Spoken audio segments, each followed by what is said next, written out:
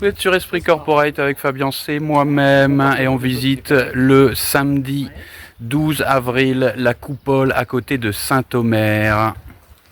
On voit rien là, j'ai mis mon truc devant là. La coupole. Là, regarde, il y a un panneau là. Merci. Comment il s'appelle? C'est pour les réseaux sociaux. C'est Owen. Owen. Esprit Corporate sur les réseaux sociaux. Ah non, mais c'est bon. C'était comme ça l'intérieur. Là-dedans. Ouais, dans le truc qu'on a vu extérieur là. Voilà. Puis après il les sortait, puis là, hop, il les lançait. Voilà, il les mettait sur des rails pour les emmener ailleurs pour les lancer. Bon.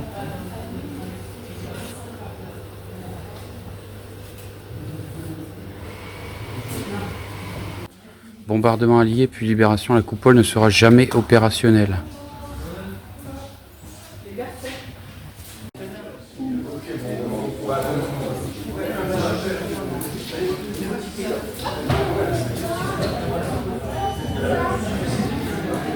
Brassard des Forces Unies de la Jeunesse Patriotique. Avec un costume, une mitraillette.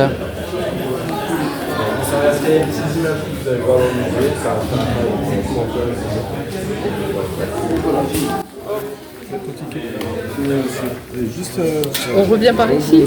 Oui, tu vas revenir par ici. Oui, c'est ça. Merci. Comment il s'appelle? C'est pour les réseaux sociaux. C'est Owen. Owen. Esprit Corporate sur les réseaux sociaux. Ah non, mais c'est bon. C'est le truc audio ça? C'est ça. C'est les tablettes, elles vont vous servir à scanner les petites images que vous verrez tout le long de votre visite. Ouais. En plus. Donc voilà, vous sélectionnez votre langue et ensuite, une fois que c'est fait, en haut à gauche, On voit rien là, j'ai mis mon truc devant là. La coupole. Là, regarde, il y a un panneau là. Le 13 avril 43, le site de Wizerne est inspecté par Tom, lieutenant-colonel responsable du déploiement des fusées V2. La voie ferrée menant au chantier se distingue à gauche et la carrière au centre. Vous êtes sur Esprit Corporate avec Fabien C, moi-même, et on visite le samedi 12 avril la coupole à côté de Saint-Omer. Le 10 juillet 44, un avion britannique de type Mosquito survole le dôme en chantier. Les corbeaux, les ferraillages et la grue ont été abîmés par les bombardements successifs. Le chimiste Henri Moureau et son équipe se rendent sur le site abandonné en 44. Engagé dans la résistance, il collecte un maximum d'informations sur les fusées V2 pendant l'occupation avant d'inspecter tous les sites en France et en Allemagne à la libération. Son travail va contribuer à la naissance de l'industrie spatiale française. Alors, une génératrice électrique pour alimenter la coupole. Génératrice électrique, moteur diesel et alternateur installé dans le chantier souterrain d'un coupole en 1944 afin de rendre le site autonome en énergie. Poids de la machine 26 tonnes.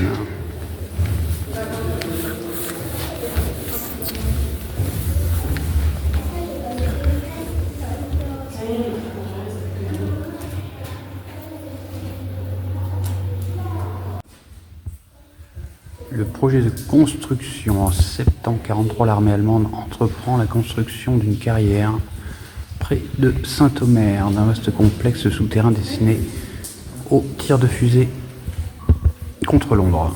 Situé à 190 km à vol d'oiseau, le cœur de l'ouvrage sera protégé par un dôme énorme de béton armé qu'on a vu à l'extérieur. Le site est choisi en fonction de plusieurs paramètres: la portée de l'engin, environ 230 km, la proximité d'une voie ferrée, la possibilité d'enterrer les installations sous 40 mètres de craie pour protéger des bombardements, une distance suffisante par rapport à la côte du Pas-de-Calais afin d'éviter d'éventuelles attaques par les commandos britanniques.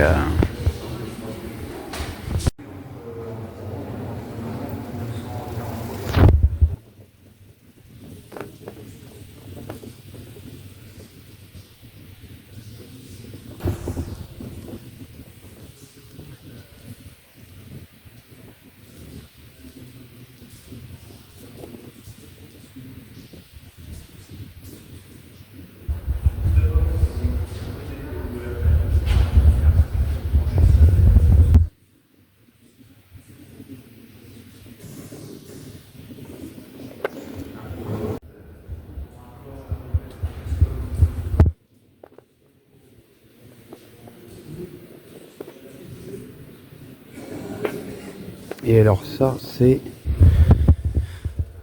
fragment d'une chambre de combustion d'un V2 tombé à Lierre près d'Anvers en Belgique pendant l'offensive allemande de 44 à 45 et retrouvé lors de l'aménagement d'une usine en 2003. Et donc du coup, à la conquête de l'espace, là on a le premier missile balistique de l'histoire, le premier essai en vol réussi, lieu le 3 octobre 42.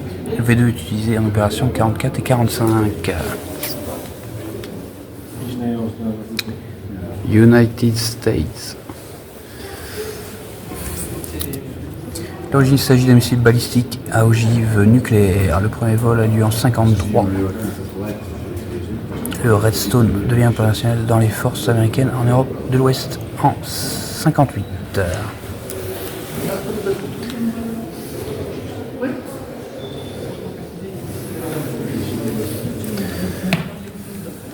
C'est le premier missile balistique intercontinental de l'histoire, le premier essai en vol a lieu en 57, utilisé comme lanceur le Zemyorka met en orbite Sputnik, le premier satellite artificiel en 57. Elle donne naissance par la suite aux fusées Vostok et Soyouz.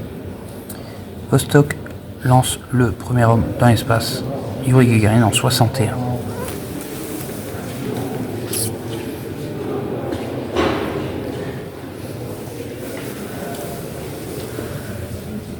Et développé par l'US Air Force, le premier missile intercontinental utilisant les Propergol stockables. Le premier essai en vol ayant 62 et le Titan 2 est opérationnel en 63. En 1987, le Titan 2 est utilisé lanceur de programme habité Gemini 65 à 66.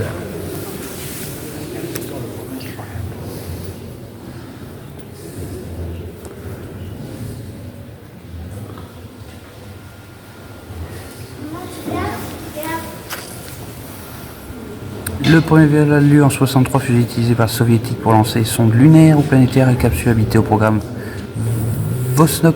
En 64-65, ce lanceur est baptisé Soyouz lors de la préparation des programmes lunaires soviétiques de fin des années 60. 900 fusées Soyouz ont été lancées à ce jour et toujours en service. Alors l'héritage de Penman est la conquête spatiale de 45 à 69. Là où donc un de mes aïeux a été déporté. Voilà. Le deuxième mari de ta grand-mère. Le deuxième mari de ma grand-mère.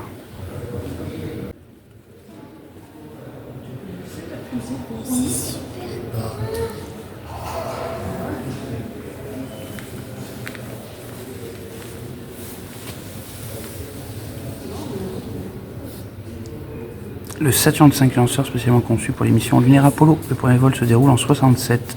69, Neil Armstrong est le premier homme à marcher sur la Lune, maquette au 120e.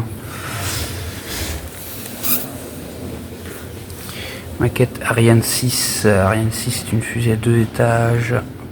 Le premier vol était attendu courant 2023. Succédera Ariane 5, se veut plus polyvalente, également une version de propulseur d'appoint plus rapide à mettre en œuvre, moins coûteuse et plus vertueuse en termes d'impact environnemental. Sa capacité de mise en orbite géostationnaire de 4,5 à 11,5 tonnes selon la version. Donc, on a là. Elle va marcher. Allez, tiens, regarde s'il y en a un qui veut faire qui veut s'essayer aux morses. Il fait un arrêt sur la vidéo. Hop.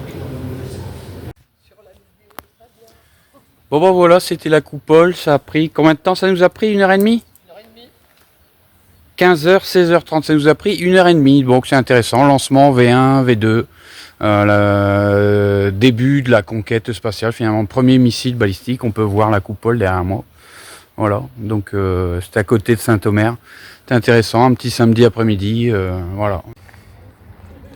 Allez, donc on était samedi 12 avril 2025 et on était ici à la coupole qu'on peut apercevoir derrière moi. On a visité, ça a pris 1h30 pour faire la coupole et puis finalement on a fait le planétarium qui nous a pris 50 minutes.